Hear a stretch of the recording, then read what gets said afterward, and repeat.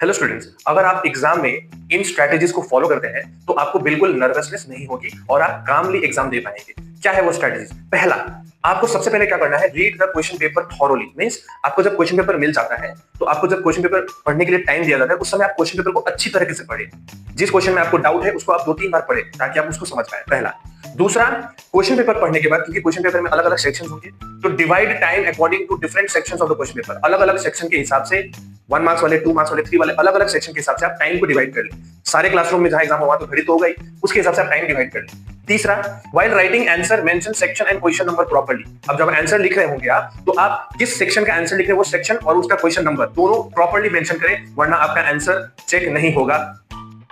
चौथा, attempt all questions, क्योंकि उसमें होते हैं स्टेप मार्किंग। मतलब आपको कोई भी क्वेश्चन छोड़ के नहीं आना है, आपको अटेम्प्ट करके आना है, क्योंकि हर क्वेश्चन के लिए स्टेप मार्किंग होता है। और बोर्ड्स में ऐसा रूल होता है कि मान लीजिए बोर्ड्स अगर कोई क्वेश्चन को गलत सेट कर दिया, बोर्ड्स अगर आपने उस क्वेश्चन को अटेम्प्ट किया हुआ है तो आपको मिलते हैं फुल मार्क्स। इसलिए आपको हर क्वेश्चन को अटेम्प्ट करना है। पांचवा जो है वो है use blue and black pen. अभी बहुत स्टूडेंट होते हैं जो सिर्फ ब्लू पेन से सारा आंसर शीट भर देते हैं, जो कि बहुत ही अनइवन लगता है। अगर आप एटलीस्ट ब्लू और ब्लैक पेन का यूज करते हैं तो आपका जो पेपर है, जो आपका आंसर शीट होगा, वो बहुत अट्रैक्टिव होगा, जिससे टीचर को चेक करने में भी अच्छा लगेगा और आपका पेपर जो होगा वो बहुत सुंदर दिखेगा। वो भी मैटर करता है। All the best.